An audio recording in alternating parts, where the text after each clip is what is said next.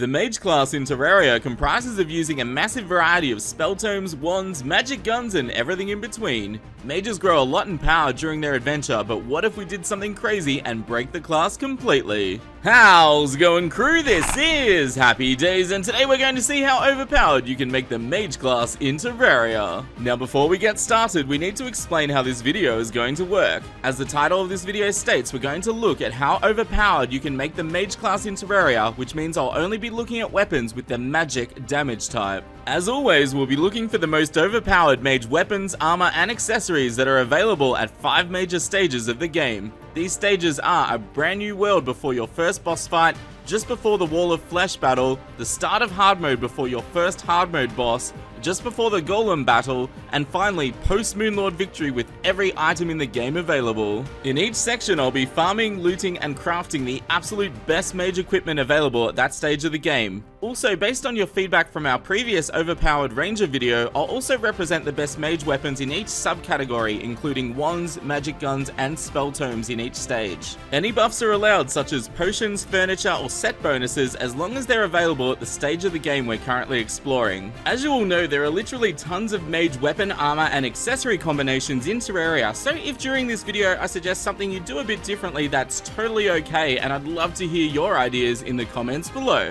Finally, I won't be using any major glitches to obtain items earlier than you normally would be able to get them in the spirit of this challenge. We are simply looking to overpower our character using all the items available to us at each stage of the game. With that said, let's get this crazy challenge started. We begin our adventure as most people do in Terraria by destroying the nearby forest to collect tons of wood. Similar to summoners, we can't craft a mage starter weapon from wood, so I'll rely on a wooden broadsword for now. We'll need the demolitionist NPC to move in early, so I'll make a few quick NPC houses. The demolitionist will give us a steady supply of bombs, which we'll need as mages require a fair amount of ore and gem farming to get started, and bombs will speed this process up immensely. After collecting some gel for torches, we head underground to start looting. We find a wand of sparking almost immediately, which while it isn't a great weapon, the wand will allow me to start using my mana to attack enemies. Some of the main things I'm looking for are life crystals, bombs, gems, and also silt and slush blocks. I usually ignore these, but when used in Extractinator, silt and slush blocks give me more chances to find gems to help upgrade my weapons and armor. If you're wondering, I'm playing on a small world in normal mode. Most of the equipment we'll need can either be crafted or looted from enemies, so this world size will help me get around a lot faster.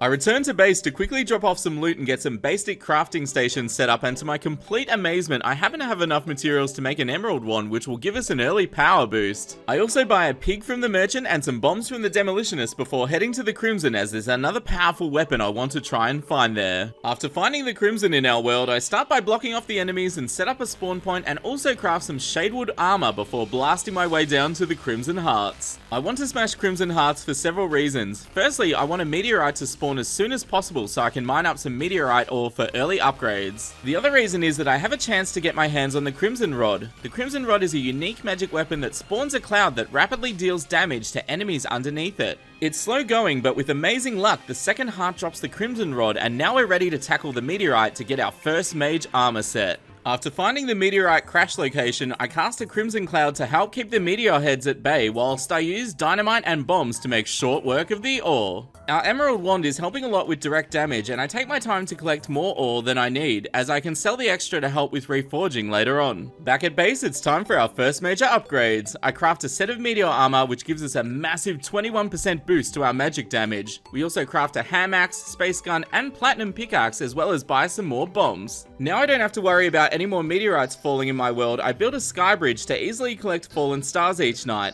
Not only do I need them to max out my mana, but several of the mage buff potions also require fallen stars, so getting a large supply early on is essential. With our fallen star situation sorted, I head back underground. My main goals now are to get max health, as well as plenty of mobility items such as bottles for double jump and more gems to craft a grappling hook. Looting and exploring is a lot more fun and easy now we have some decent weapons, so I take my time grabbing everything we can get our hands on, as I'll need plenty of cash for all the reforging we'll do later on. I also have a quick look through the jungle, as we'll need to locate a Nature's Gift. Nature's Gift is an accessory that grows on jungle grass that lowers mana costs by 6% and is used to create the mana flower for auto mana potion usage, which is incredibly useful later on. That said, the Nature's Gift appears as a small blue flower which really blends in with the jungle grass, so it can be a bit tricky to find fine. Luckily, my pickaxe collects the nature's gifts while I'm trying to bust through a thin wall, and yes, I totally didn't notice it in my inventory for another 5 minutes. I'm about to head to the underworld to pick up our next weapon, but first I decide to battle the goblins after gathering some tattered cloth at the edge of my world. Reforging will be essential to making our mages overpowered as possible, so it's best to fight the goblins as early as you can to give me more opportunities to locate the Goblin Tinkerer NPC underground. After defeating the goblins, I purchased some more bombs to help with the elevator, as well as craft the diamond staff. The diamond staff is the strongest of the gem weapons, which will give me a nice power boost for demon hunting. Once I've almost completed my elevator, I like to go back and explore some of the side tunnels to get some extra loot.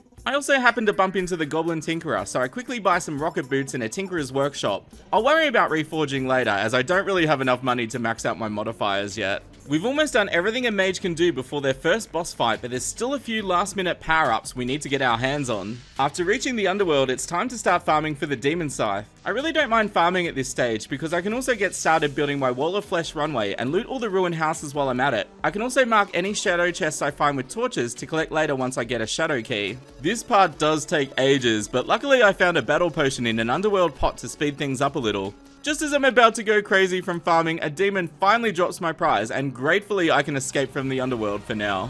I don't escape the farming, however, as a blood moon soon begins, and this gives me the perfect chance to try and get a shark tooth necklace. The shark tooth necklace gives all classes 5 points of armor penetration against all enemies including bosses, and is extremely powerful in the early game.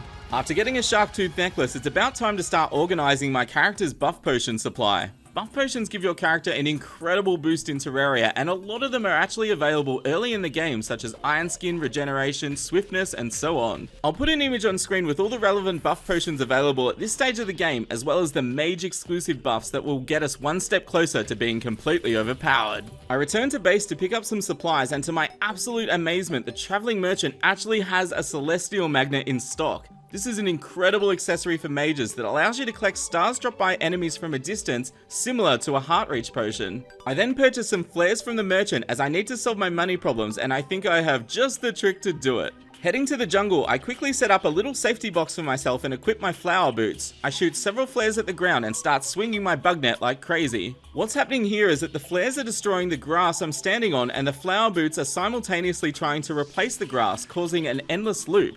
After collecting half the bugs in the jungle, I return to base and sell everything I can spare to raise cash for reforging. I then finish tinkering my equipment to craft the mana flower and frostspark boots, and then brew all the combat buff potions available to us at this stage of the game. Finally, I asked the Goblin Tinkerer nicely not to destroy my equipment as I cross my fingers for the best modifiers. I'll be taking Menacing on all accessories for damage, and most mage weapons benefit from the Mythical modifier. We've almost finished the first stage, but there's still 2 last items I need. I use my remaining rubies to craft a gem robe, and then head down to the lower cavern layers to find Tim, a rare enemy. The reason for wearing a gem robe is that it makes Tim much more likely to spawn. If you didn't know, Tim drops an item called the Wizard Hat, which gives us a whopping 15% bonus to magic damage, and it also makes an armor set when paired with magic robes. We have one last item to acquire, and that is the Gypsy Robe. It is randomly sold from the Traveling Merchant, which means I may actually go insane trying to get this item, but when it's combined with the Wizard Hat, it will make our mage completely overpowered at this stage of the game. 4 hours later, I'm staring at a giant tree, starting to question my very existence when the Traveling Merchant spawns again.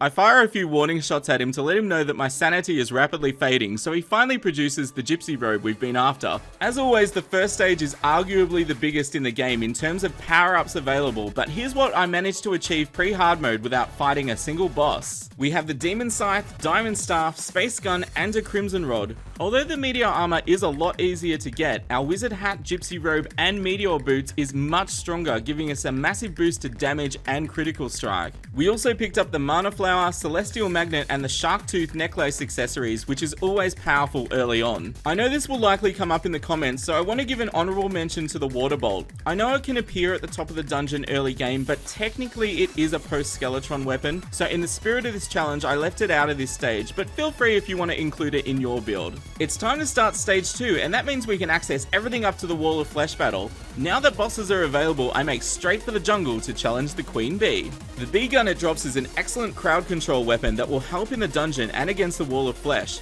The queen bee is also profitable to farm at this stage of the game and will give me a decent cash boost for my never-ending reforging costs. The witch doctor even moves in while I'm farming queen bees, so I'll be able to grab leaf wings right at the start of hard mode, as well as sell any excess loot I've got to him right now. After farming several bees, I make my way to the dungeon to challenge Skeletron. There's so many upgrades locked behind the dungeon that I want to get my hands on before hard mode, so the skull must be destroyed. My new bee gun makes short work of the hands, and the combined might of our other weapons quickly destroys the skull. It even drops the Book of Skulls, which is a fairly rare magic weapon, so I happily pick it up and descend into the madness. I have several goals in the dungeon. Firstly, I need to find a shadow key. The shadow chests in the underworld have several powerful mage weapons I want.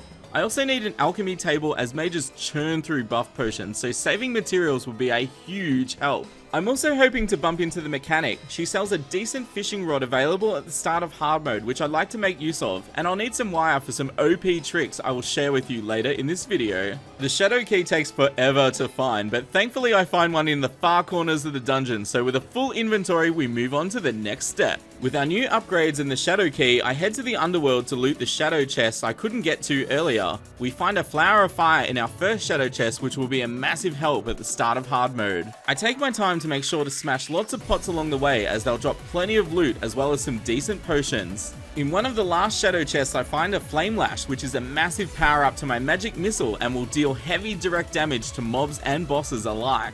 Back at base, all that's left to do is craft a few extra buff potions and visit the goblin to reforge my new weapons. Like most mage weapons, the best modifier for these is mythical, and thankfully I've earned plenty of cash, so I'll have those modifiers in no time. This stage was a lot faster than our first one, but we got some significant upgrades with the Flower of Fire and Flame Lash. I'll keep our new obsidian shield in my vanity slot and swap it in when I face enemies that cause a lot of knockback. Returning to the runway I built earlier in the underworld, we begin our third stage by throwing the guide voodoo doll into the lava and summoning the giant wall of flesh. My bee gun and demon scythe make short work of the hungries, and the massive damage of our flower of fire and flame lash tear through the wall's eyes. Our heart reach potion keeps our health topped up, which allows me to fight really aggressively and tank most of the laser damage. Soon enough the wall falls to our onslaught and we pick up a sorcerer emblem for our troubles. At night I arrive back at base and it's time to get started powering up. I purchased the mechanics rod from the mechanic because there's a powerful weapon swimming around that's available right now. The next morning I visit a small pond nearby my base and start to prepare it for a fishing session.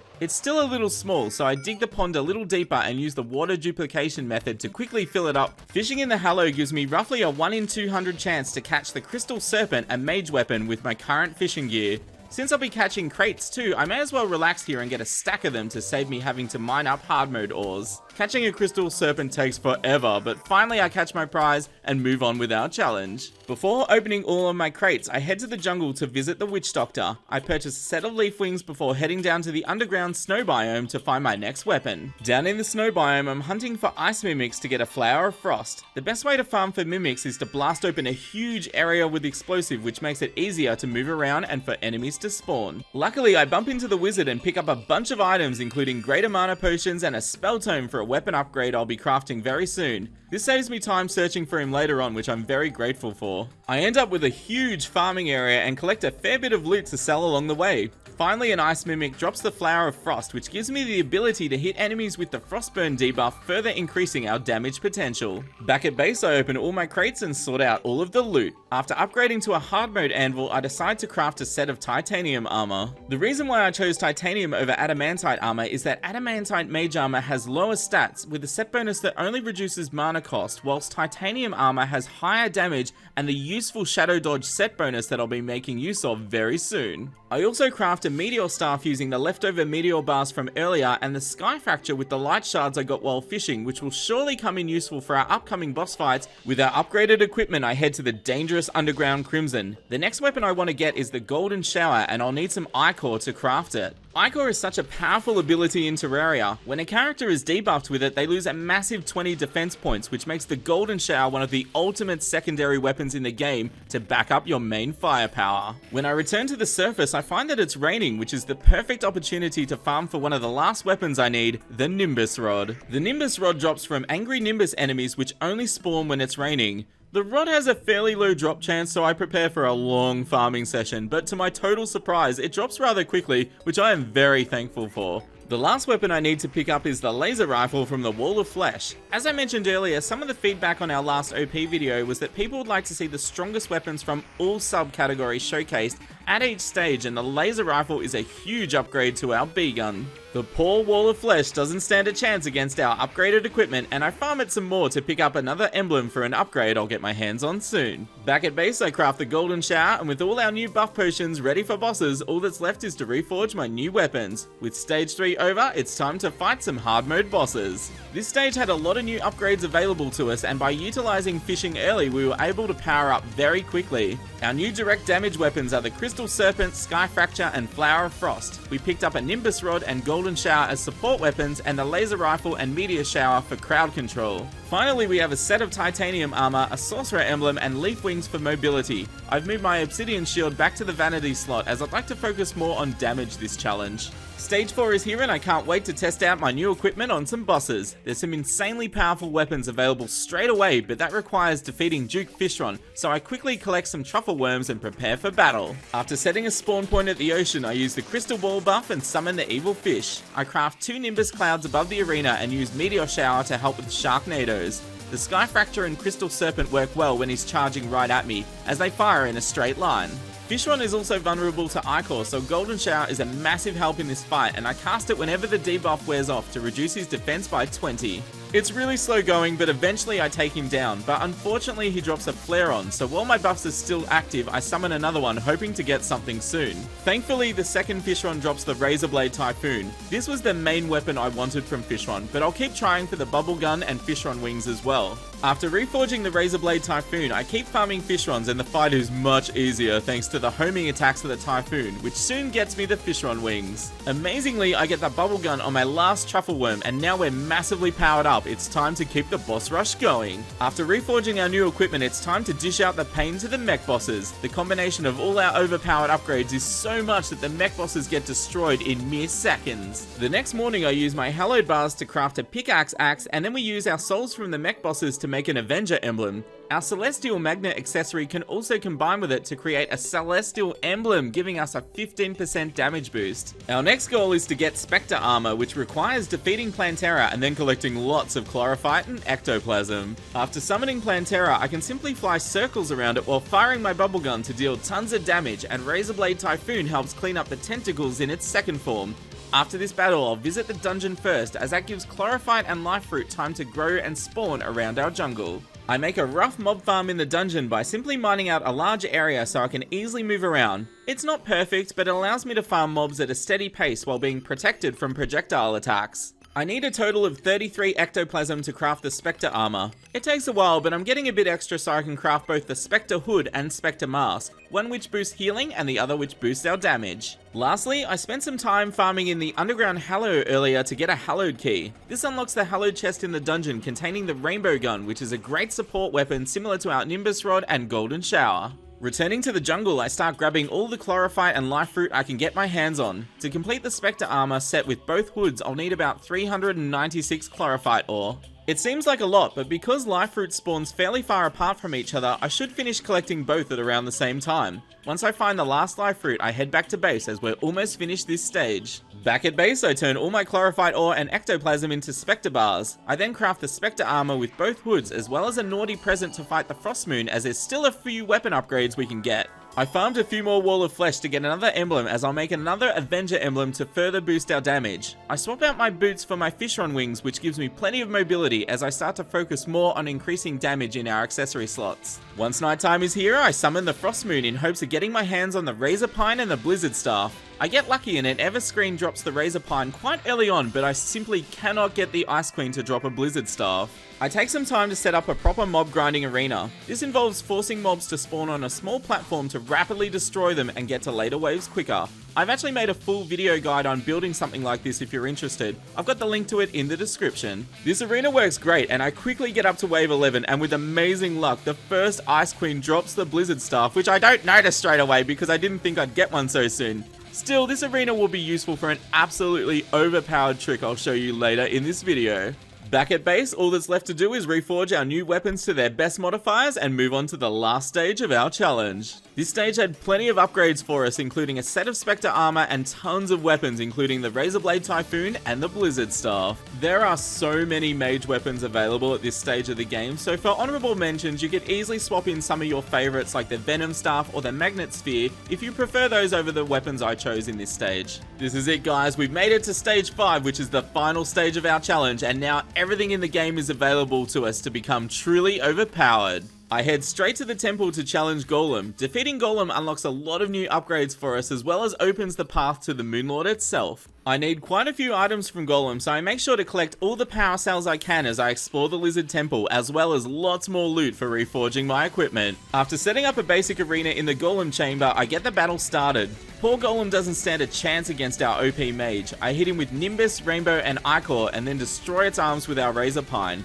Then our Blizzard Staff absolutely destroys Golem's body, and we collect our loot. I managed to get an Eye of Golem and a Sunstone, which are 2 accessories I need to go towards finishing our Mage build. After picking on Golem for a while, I return to the surface. I head to the ocean with some battle potions and water candles to find a Martian probe and start the Martian Madness event. It doesn't take long to find a probe, and I quickly teleport back to base to start farming. Now we're in the last stage of our challenge. I'm collecting the final mage weapons for each category, and the Martians are guarding the laser machine gun. The laser machine gun works really well with our Mana Flower accessory for unlimited firing power. Our Blizzard Staff makes farming Martian sources a breeze from the safety box on top of my base, and soon enough the machine gun drops and I farm the rest of the event for even more loot. A short distance from our base, I've flattened out an area to summon the Old One's army. Now that Golem is defeated, the whole event is unlocked, which means Betsy will spawn in the final wave. Betsy has a chance to drop the magic weapon Betsy's Wrath, which inflicts the Betsy's Curse debuff, reducing enemy defense by a whopping 40 points.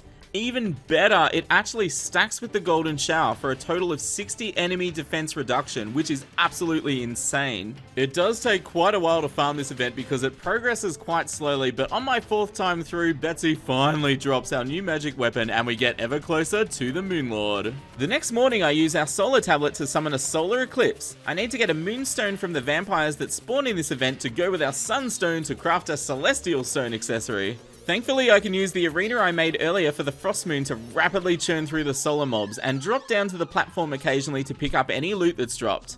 After the pain of the Old One's army, I actually get the Moonstone within a couple of minutes, which I'm very thankful for. The next day I head to my accessories chest and start crafting. I've been slowly collecting the materials for the Unk Shield during this challenge, so I decide to craft that first. Then I take yet another emblem farmed from the Wall of Flesh and upgrade it to a Destroyer emblem for even more damage for our mage. We also craft the Celestial Stone for a nice boost to our stats, and then reforge our new equipment before heading to the dungeon. After blasting the cultists away with the power of rainbows, we have officially started the endgame. I'm more than happy to try out all my new overpowered weapons on the lunatic cultist. They all deal amazing damage to the poor cultist, and although it gets some good hits in on me, it can't withstand our firepower and is quickly defeated. After grabbing our loot, a vortex pillar has spawned right near me, and seeing my buffs are still active, I decide to keep the battle going. The Razorblade Typhoon absolutely excels at defeating celestial pillar mobs, and it allows me to focus on dodging their attacks. I always like to defeat 3 of the pillars before making my final preparations for the Moonlord, so I continue to defeat the Nebula and Solar pillars, collecting their fragments as I go before returning back to base. Unfortunately, I didn't get enough Nebula fragments for both the Nebula weapons, so I decide to take the Nebula Blaze first, as it deals huge single target damage and has a fast homing attack, making it ideal for the Moonlord. After crafting some minecart tracks, I start to build a roller coaster around our invasion arena. Considering we've mostly got homing weapons, I may as well ride a roller coaster against the Moonlord, which allows me to use pure damage accessories for the fight to max out our damage. I zoom out for the last pillar in preparation for our Moonlord battle. We quickly dispatch the Stardust enemies, and once the pillar's shield falls, we blast it with our Blizzard Staff. I hastily grab the fragments before returning to spawn to await impending doom. Swapping out all of my mobility accessories for damage, I grapple onto our roller coaster tracks as the Moonlord spawns. As we're moving so quickly around the Moonlord, I can avoid most of its attacks, and the honey bubble I built means I can refresh my regen buff every time my minecart barrels through it. I usually like to whittle down the forward eye first so I don't spawn too many true eyes of Cthulhu at once, but it's a little tricky due to the minecart's speed. Still, the battle isn't too difficult thanks to our powerful homing weapons. When the core opens, I blast away at it, and soon enough, the Moonlord is defeated. The battle went okay, and we weren't really in any danger of dying during the fight, but I think if we're truly going to call our mage OP, we need to absolutely destroy the Moonlord insanely fast, and I think I've got just the trick to do it. The next day, I grabbed some of the mob spawning statues I collected during our adventure and set them on a platform. I built a bubble around the platform and fill it with honey so I have a constant regen buff during the battle, and all that's left is to max out our equipment. So what is the ultimate build for mages in Terraria? I spent some time grinding the pillars in Moonlord to find out. After running through the pillars several times, I now have a full set of Nebula armor and a mythical lunar flare and demonic last prism. Our final accessories are the mana flower and the destroyer, celestial, sorcerer and avenger emblems, all with the menacing modifier. I fight the Moonlord by grappling onto our new battle platform, casting Nimbus clouds above me and turning on the mob statues. Thanks to our Nebula armor, the weak statue mobs get destroyed by our Nimbus clouds and spawn Nebula buffs right on top of my character. We easily reach max Nebula power, giving me an insane 45% extra damage, 15 per second life regen, and roughly 30 mana regen per second, and when paired with our buffed equipment, Mana Flower and Last Prism makes us insanely overpowered. With such high damage numbers, I take out the Moonlord's eyes in a single cycle, and then after blasting the core with Ichor and Curse, I melt it with the power of the Last Prism as we truly give the Moonlord the overpowered treatment. This was so much fun to max out our character at each stage of the game. We've now done Mage and Ranger, and I'd love to know which class you'd like me to look at next, Melee or Summoner. There's a voting card on screen now, so make sure to cast your vote. Also, if you have any other ideas for equipment builds at the various stages in this video, please let me know in the comments below. I had such a blast making this video, and if you enjoyed it too, please smash that like button and consider subscribing for more fun videos like this. And here's the most important part as always, you'll stay happy and I'll see you soon. This is HappyDays signing out. See ya!